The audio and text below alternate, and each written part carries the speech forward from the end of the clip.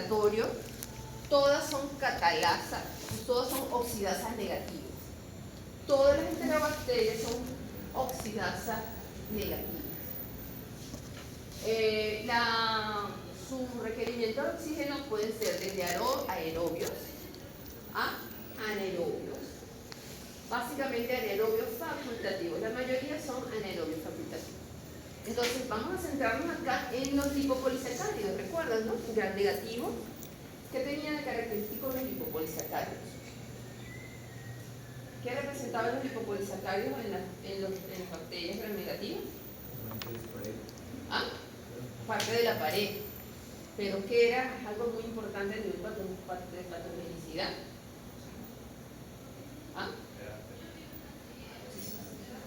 Era se te cae el sistema inmune, eso es básico y eso ya lo vieron y eso fue parte del examen. Tú dijiste que no. Representa una toxina, pero no cualquier toxina. ¿Una qué? Endotoxina. ¿Endo por qué? Porque está embebida dentro de la pared celular, muchachos. Y eso es parte de los factores de virulencia de las enterobacterias. Eso ya debería estar ya perteneciendo a su conocimiento ya.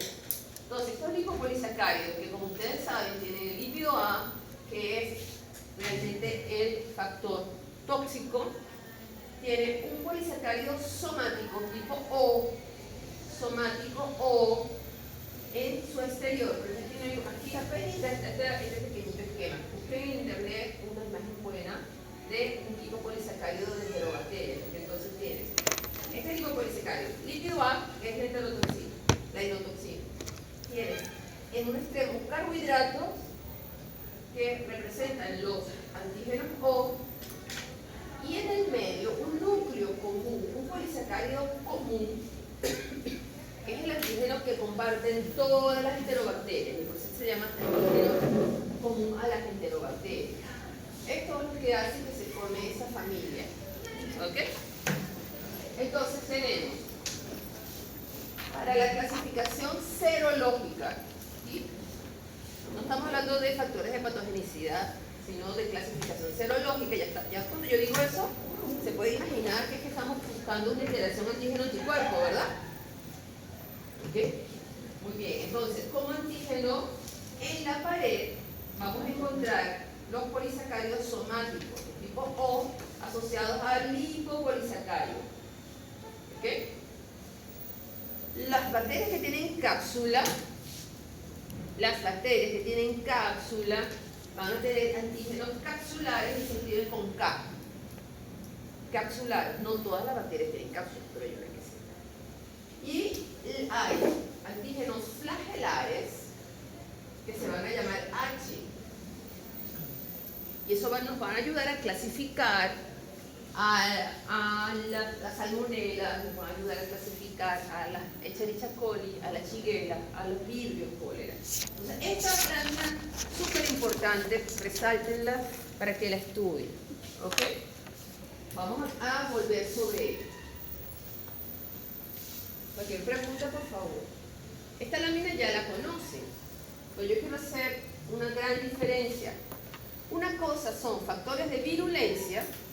¿Qué hacen los factores de virulencia?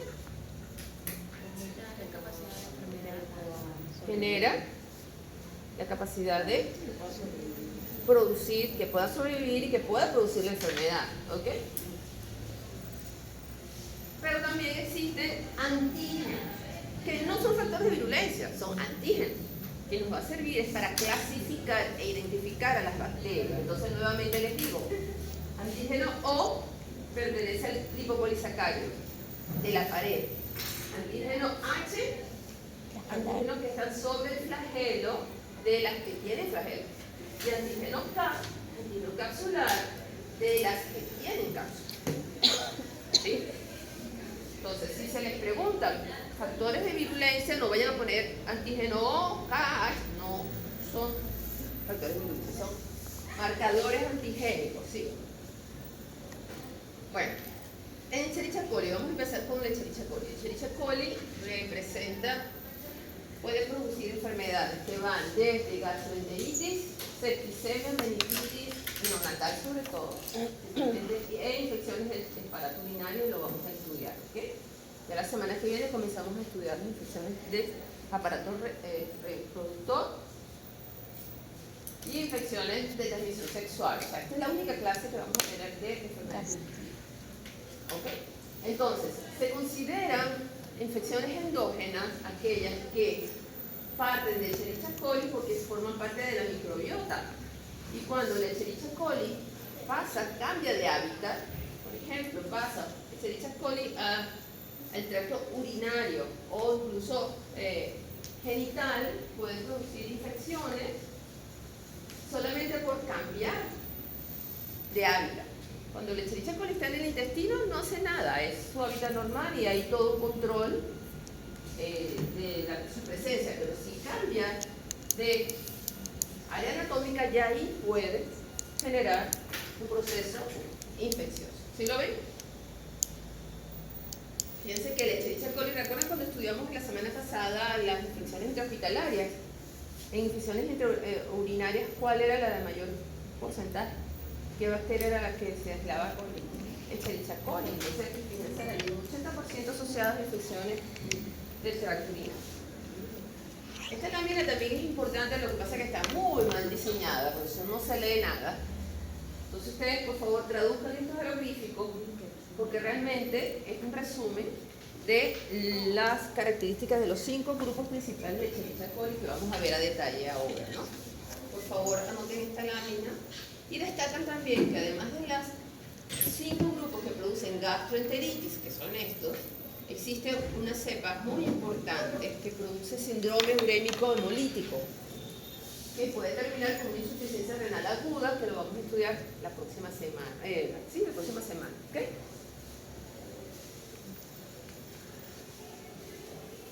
Este es el resumen de lo que vamos a ver ahora rápidamente, porque no nos podemos decir en esto que tenemos que hablar. Estas láminas están muy bien hechas. Yo siempre protesto por los PPT, pero estas de verdad me parece que están muy bien elaboradas, tienen muchísima información que a ustedes les va a ser muy de utilidad, pero tienen que estudiarla. Estudiar la lámina y estudiar el libro. ¿Se acuerdan los libros? Por lo menos los digitales, porque ahí les van a dar realmente como un poco más, van a poder entender los procesos patogénicos. Dependiendo de la forma en que el Escherichia coli genera la patogenia, interacciona con el enterocito, se le da un nombre y se asocia una patogenia. Entonces, por ejemplo, tienes pueden presentarse escrito como si fuese en español o en inglés. En este caso está como en inglés, Escherichia coli enteropatógena. Ella no produce toxinas, subrayen eso, no produce toxinas, pero va a generar lo que se llama, bueno, ya ustedes lo conocen,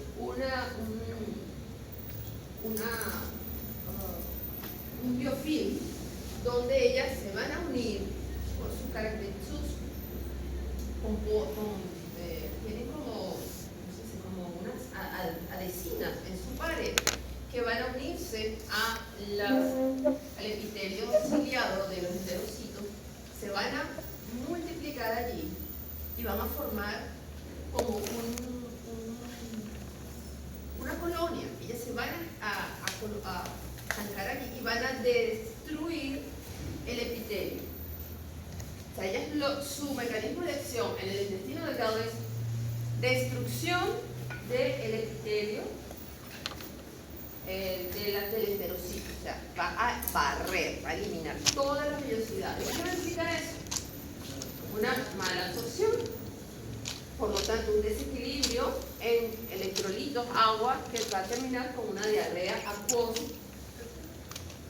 Si hay síndrome de mala absorción, también estaría relacionado a alguna anemia ferropénica, porque no se está absorbiendo el hierro porque está No, en este caso es bien mecánico. Por ejemplo, en Mycobacterium tuberculosis, sí, la anemia es ferropénica, porque la Mycobacterium absorbe todo el hierro y se produce como parte, nosotros no vimos ese guidio. Entonces, una anemia megalográfica por deficiencia de B12. Es que son tantos factores, tantas cosas que pueden producir las anemias. Están estudiando anemia en multicepato. Y no, es que el síndrome, como no se está absorbiendo, tampoco se estaría absorbiendo todo Claro, el día. aquí no se absorbe nada, porque es que mira, ahí no se absorbe ni aminoácidos, ni carbohidratos, nada. ¿Ok? Entonces, realmente, y hay como vamos a ver, siempre va a haber un equilibrio entre la presencia de electrolitos, lo que ya entra y sale de electrolitos, y el equilibrio de agua, que es lo que va a generar realmente la diarrea. En este caso, va a haber una diarrea acuosa por ese desequilibrio que va a haber dentro de la célula. ¿Okay? De hecho, entonces, una vez que ellas llegan a la mitocondria, porque también las mitocondrias van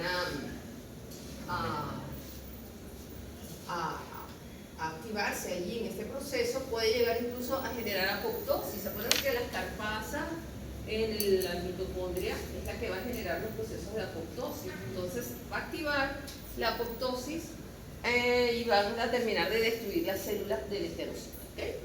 Esa es la enteropatológica. Tenemos una que es la enterotoxigénica, Escherichia coli enterotoxigénica, Escherichia coli etérica. Que ahí sí, entonces miren, hay dos tipos de toxinas, toxinas termolábiles, toxinas termoestables, que van a tener muchísimos efectos. Estas toxinas, fíjense, ella no va a penetrar, ella se va a quedar adherida, la Escherichia como un bacilito, con sus pils en las células del enterocito, pero va a producir la toxina. Esta toxina también es tipo AB, parecida como ¿se acuerdan cuando estudiamos difteria? No, difteria no, era toferina.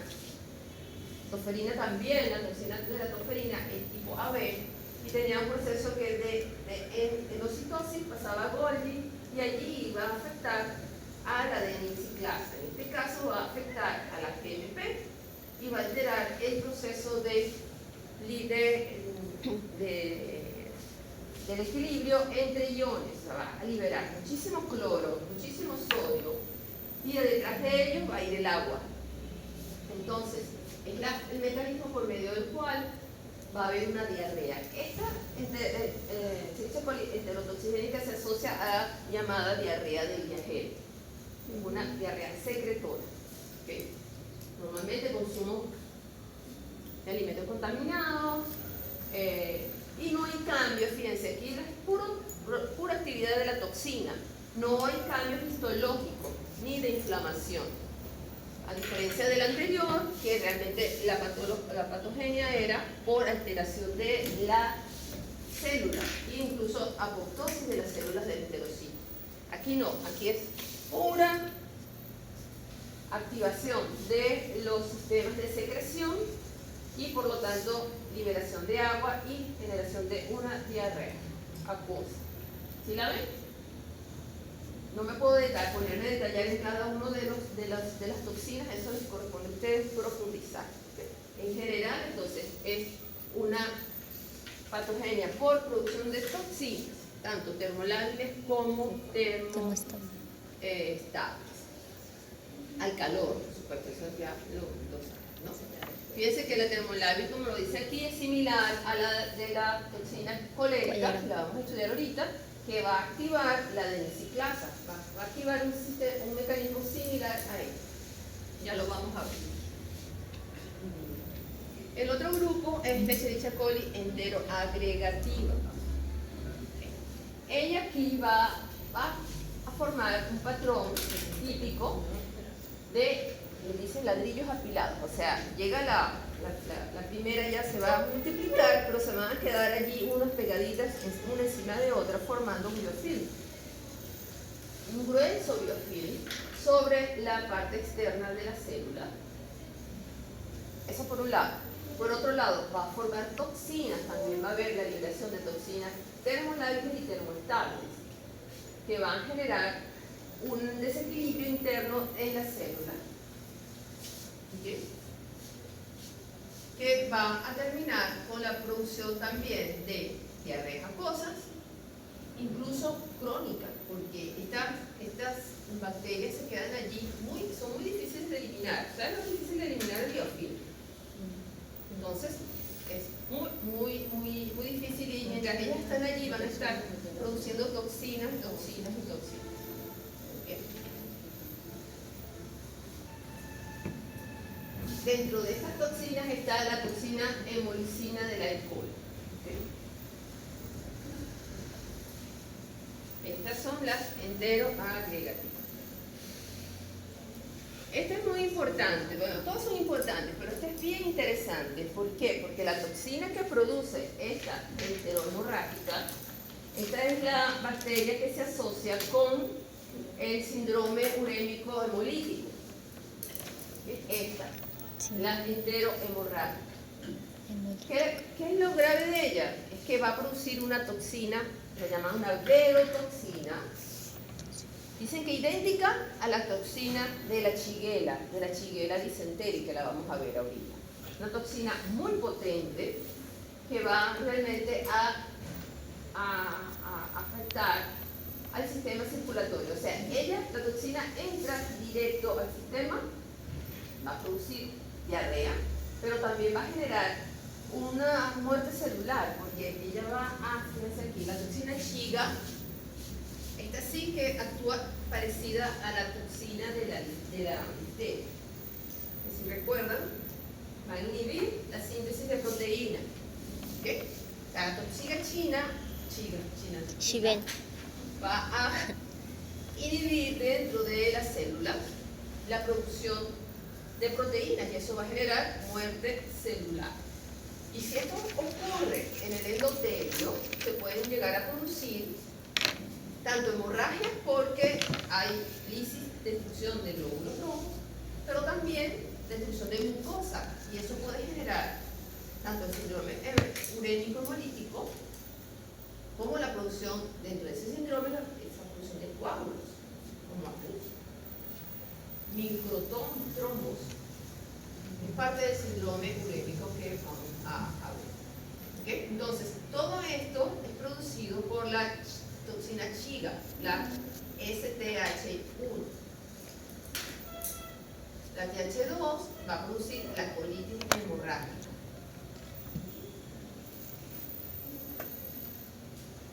Eso lo tienen que estudiar, muchachos, tienen que hacer un cuadro comparativo. ¿Se acuerdan del primer cuadrito que les dije que era bastante resumido? Está bien resumido, pero no es lo mismo leer una cosa que hacerlo ustedes. Identificar, sacar. O sea, a mí me encanta, o sea, yo venía pensando, ¿cómo les hago a los muchachos? ¿Será que les digo que le voy a poner un punto positivo más en seminarios y la semana que viene me traen un cuadro ya hecho con esto? Esto no lo pueden dejar para estudiar una noche antes. No se puede. Ya la semana que viene entramos en otro tema. Entonces ya no sé cómo hacer para estimularlos, para ya la semana que viene esto tiene que estar estudiado. No tienen que haber hecho sus cuadros resumen. Es mucha información. Esta interinvasiva es bien interesante porque también se parece a la Shigella. Vamos a ver el mecanismo de... Es más, estudios de tipo molecular dicen que la Shigella probablemente sea realmente una Escherichia coli, porque comparten muchas cosas parecidas, tanto en la producción de la toxina como estos mecanismos de diseminación que vamos a ver. La enteroinvasiva también tratan de asociar el nombre con el mecanismo de patogenicidad. Ella entra a la célula, puede entrar directamente por la célula germen, ser fagocitada, pero ella tiene un mecanismo de evasión. Ella entra en el endosoma dentro del macrófago y se escapa.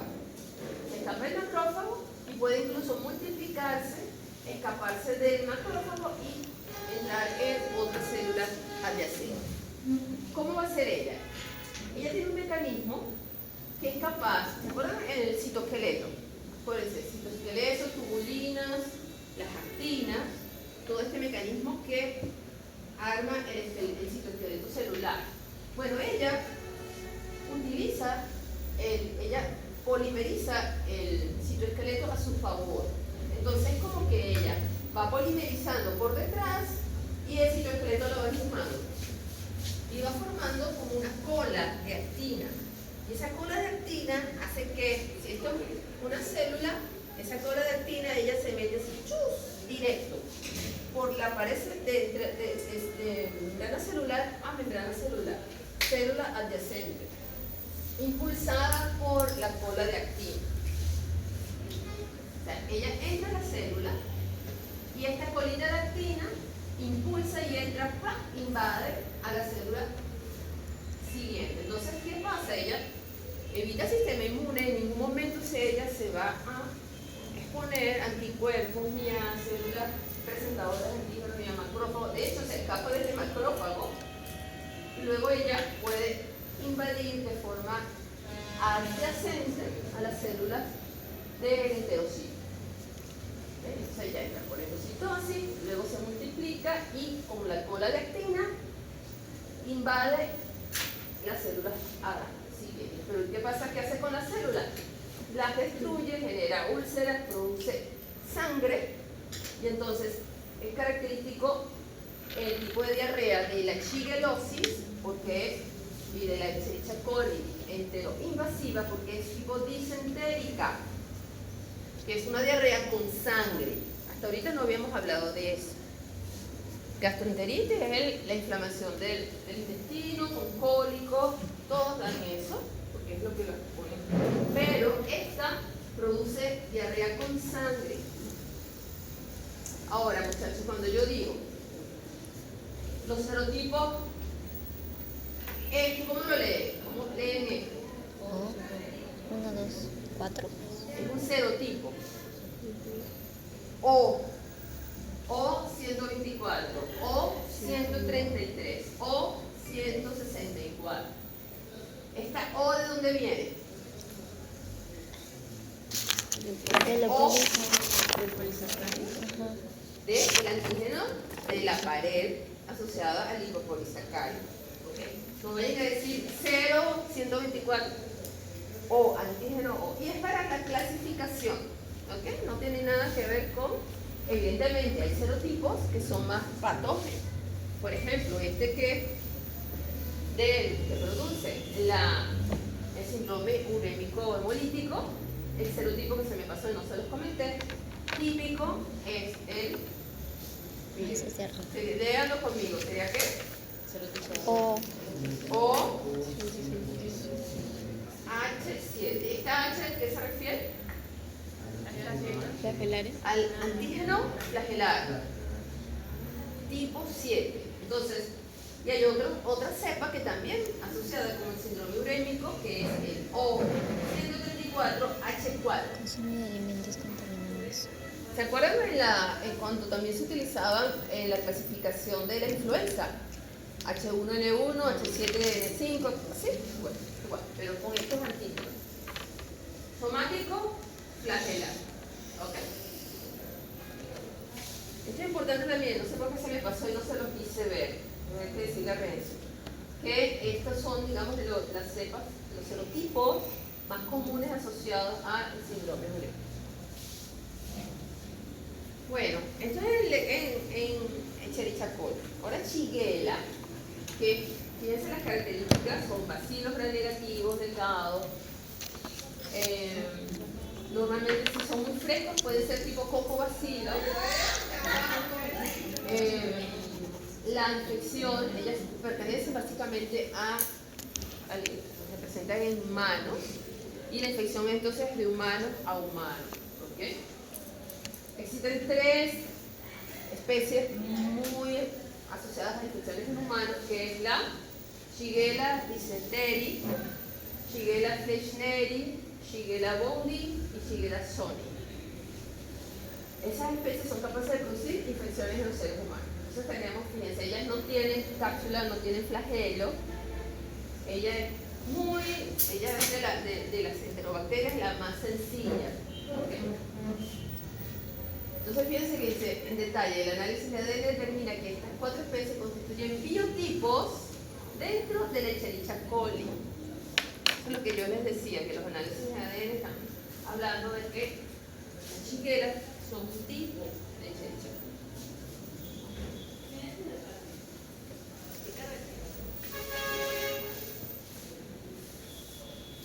La infección es fecal oral Y sí. fíjense que se necesitan poquitos microorganismos para que se genere el proceso infeccioso. Cuando se necesita para tener una infección de salmonela de 10 a las 5, a las 10 a las 8 células, bacterias, shigella, salmonela, con shigella necesitas menos microorganismos para producir la infección. Normalmente va a dar diarrea acuosa, gastroenteritis, que es cólico abdominal. ¿Okay? Y va a dañar, tiene una toxina, la toxina Shiga, que va a dañar el proceso de absorción de nutrientes, va a generar un desequilibrio electrolítico y ahí se va a generar la diarrea. A nivel de etiopatología, entonces tenemos la Shiga entra por endocitosis, se escapa de los macrófagos, genera también la colitadactina, como ¿cuál de las Escherichia coli tiene este mismo mecanismo? La enteroinvasiva. ¿Okay? El mecanismo es similar y ella va a, por un lado, generar apoptosis de los macrófagos de las células del enterocito y va a invadir de forma adyacente sin mucho contacto con el sistema inmune, y es una forma de evasión del sistema inmune. ¿Okay? A nivel de laboratorio, por supuesto, las muestras son muestras de S. Ya estoy yo. Son muestras de S. Normalmente lo vamos a ver en el laboratorio hoy, que las heces donde hay más moco y sangre son las mejores muestras para llevar al laboratorio. ¿Okay? No se recomienda el uso de pañales porque el material con que está hecho el pañal inhibe a las bacterias, porque lo que queremos hacer es un cultivo, ¿no? Si lo que queremos es hacer un coprocultivo. Eso lo vamos a ver más ahorita en el laboratorio. La coloración al gran de la Shigella la vamos a ver como así, los gran negativos lo podemos crecer en McConkey, pero la Shigella y la salmonela son lactosas. Ajá. ¿De qué color van a ser las colonias de las Shigella en un McConkey? Oye, una pregunta, y eso deben hacer así. ¿De qué color son las colonias de las Shigella cuando crecen en McConkey? No, nosotros tenemos Shigella, pero es casi similar. Transparente, del mismo color del medio, o sea, no toma el color. Porque cuando son así fucsia, ¿qué es lo que pasa? ¿Hay una fermentación de qué? ¿Lactosa? De lactosa. Ahora, como también la salmonela es una enterobacteria, produce diarrea, se puede estar confundiendo aquí. Entonces, ¿cómo la separamos? ¿Con qué medio separamos a las Shigella de la salmonela? ¿El TOR o el agar? Ese es. ¿Y cómo las vemos? ¿Cómo diferenciamos una Shigella de una salmonela? La salmonela se hace como un punto negro, una colonia negra, y la Shigella no. Muy bien. Ese punto negro que hace la salmonela es por la producción de hidrógeno sulfurado. Lo vamos a ver negritas. Ustedes lo usaron en la práctica. Vamos a colores negritas. Aquí esas nos van a permitir identificarlas como salmonela. Y la blanquita sería Shigella.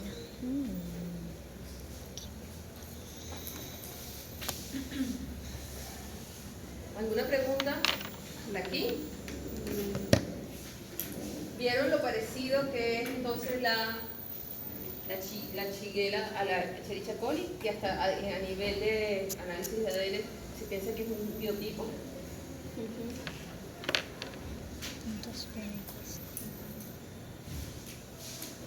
¿Y qué tienen en común a nivel de factor de patogenicidad la Shigella y algunos de los tipos de Escherichia coli? La producción de la toxina Shiga o perotoxina.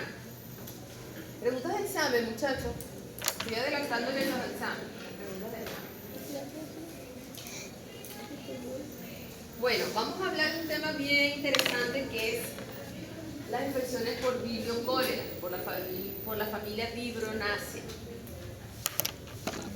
¿Se acuerdan cuando hacíamos la clasificación básica de las bacterias? ¿Cuáles son las formas básicas de las bacterias?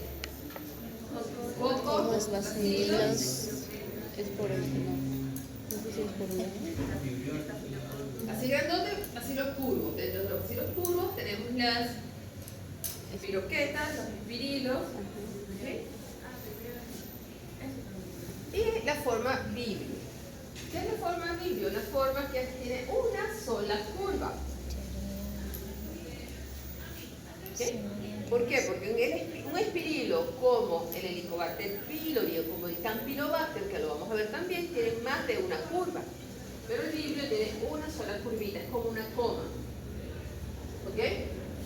Por eso se dice también son pleomórficos, pueden tomar varios tipos de forma.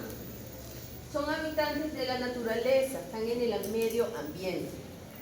Ellos no pertenecen a la microbiota, son microorganismos ambientales, muy asociados con el agua y sobre todo el agua marina, el agua salada.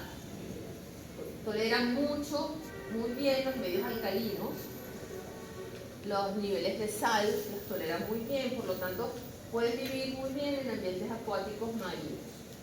Hay 3 especies de importancia médica de la familia Vibronaceae.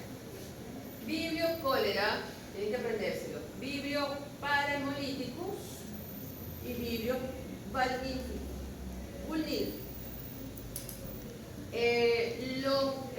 Las bacterias del Vibrio cólera y el Vibrio parahemolyticus producen gastroenteritis, mientras que el vulnificus va a producir infecciones en las heridas e incluso septicemia, ya lo vamos a ver. Okay. Esto es en general de la familia Vibronaceae.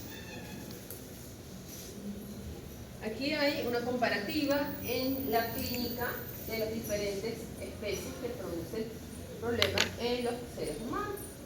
Tenemos Vibrio cólera, su manifestación clínica va a ser una diarrea acuosa, profusa, que puede llevar a la muerte a las personas por deshidratación. ¿Okay? Este va a ser el síntoma del Vibrio cólera. Vamos a estudiar, pasa que aquí no me gusta mucho el orden que le pusieron. Vamos a verlo en general y después lo retomamos. Tenemos el parahemolítico, que también es una enfermedad que produce a nivel también puede producir gastroenteritis por tipos de factores de virulencia, y el volífico, miren, produce infecciones en piel, sobre todo en personas inmunosuprimidas, personas que tienen actividades marinas, por ejemplo pescadores que tienen heridas y luego hay una infección de la herida por parte de estos micobacterios. Normalmente las infecciones estas que son de tipo digestiva se adquieren por ingesta de pescados o mariscos contaminados con la bacteria. Estos factores de patogenicidad básicamente son toxinas termostales o toxinas termolares. ¿Okay?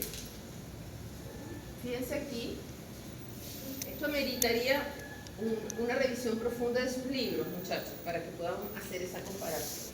Aquí nos están pidiendo que hagamos que enfoquemos un poquito más en Vibrio cólera. Ellos tienen realmente 2 cepas principales, 2 grandes grupos. Las cepas tipo clásica y las tipo Hector.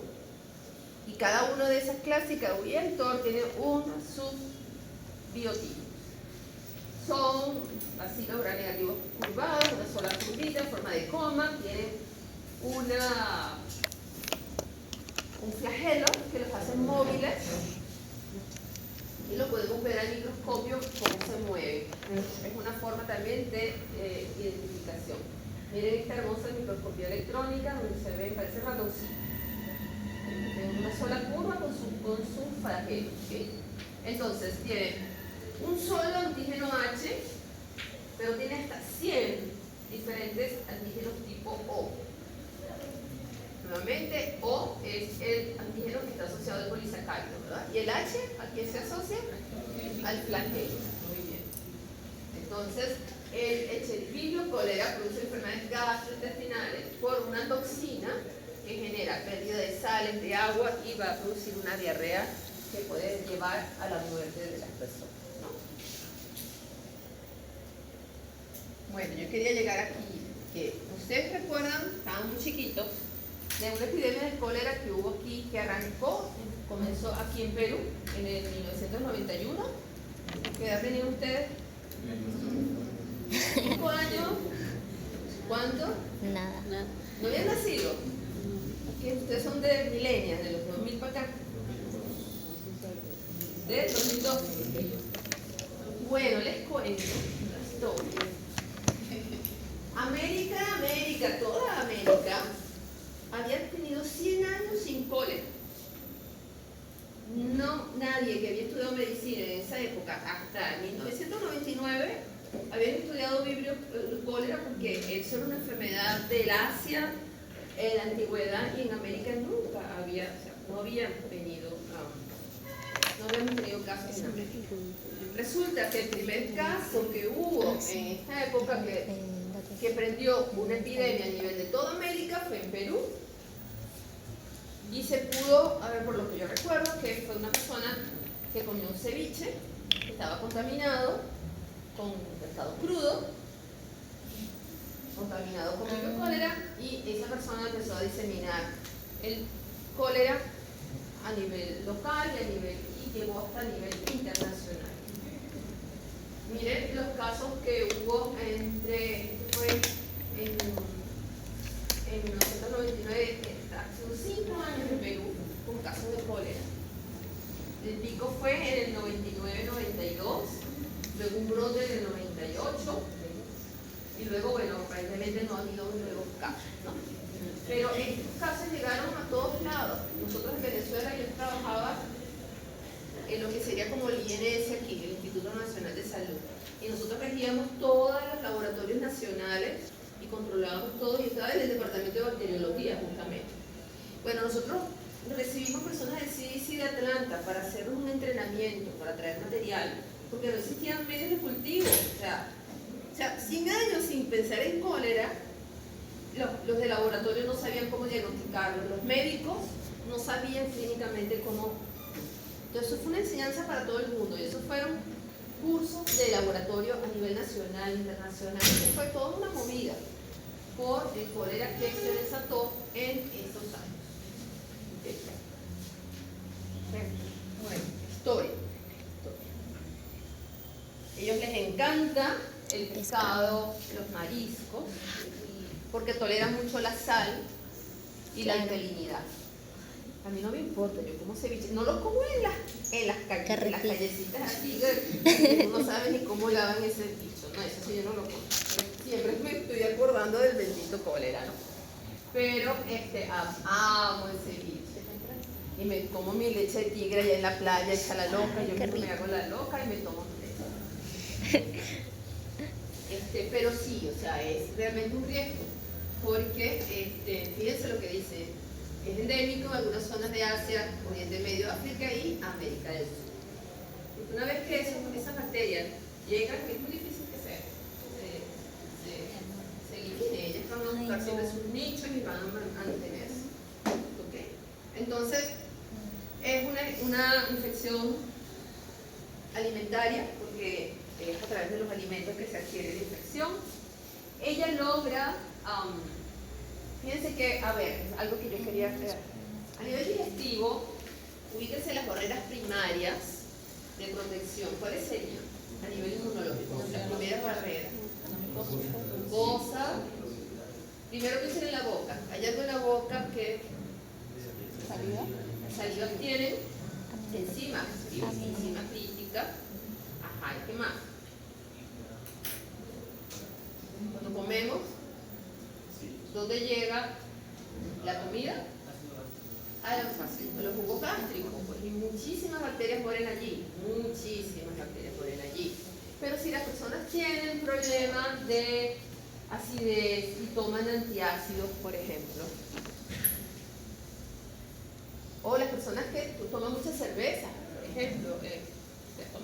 y es cerveza, ya ese jugo gástrico no existe. ¿Está?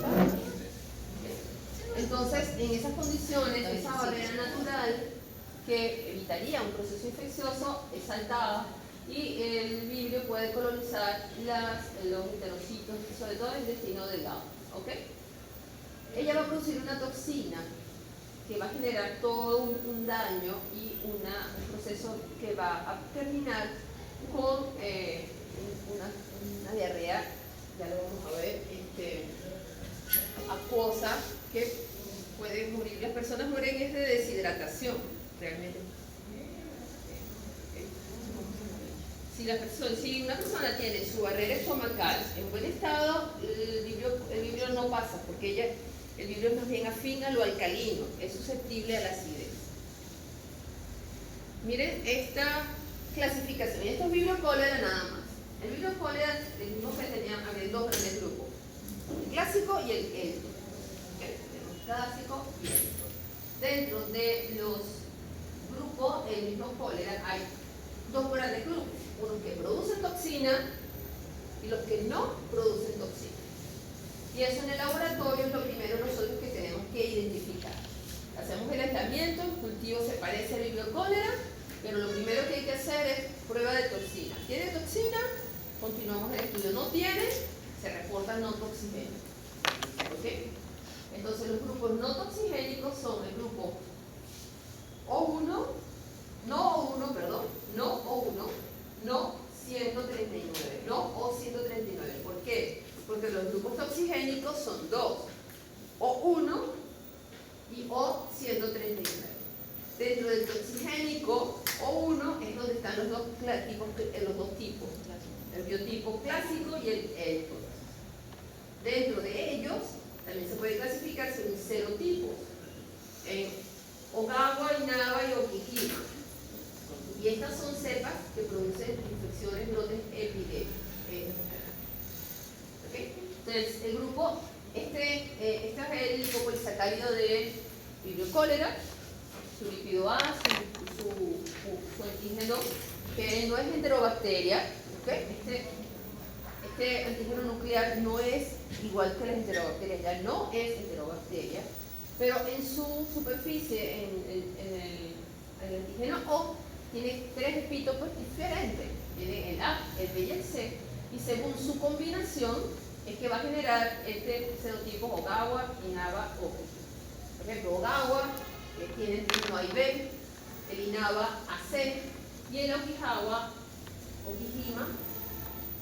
tiene el A, B y el C. Son epítopes dentro de variaciones del mismo antígeno O. ¿Sí? Eso también lo deberían manejar. ¿Cómo se produce la virulencia del vibrio cólera? A través de una toxina, la toxina colérica. Es una toxina tipo AB. Entonces, acuérdense siempre que cuando son toxinas AB, ¿cuál es la subunidad que se adhiere a la célula? ¿Cuál es la que tiene adherencia a las células? La B. ¿Quién es la que tiene actividad biológica? La A. En este caso, entonces, es muy sencilla porque ella lo que hace es que es endocitada y ven, ella no se endocida, ella simple en la propia pared se rompe, la A actúa sobre el AMP cíclico y el AMP cíclico altera los canales de cloro, sodio, potasio para liberación, saca el cloro, el potasio, el sodio, y entonces detrás de eso el agua para buscar el equilibrio osmótico. Entonces las diarreas son básicamente líquidas acuosas. ¿Okay? Aquí está la explicación de la virulencia de la cepa. ¿Okay? Esto apréndanselo, conózcanlo, entiéndanlo. ¿Okay? Entonces, ¿cuáles son los síntomas? Al final hay una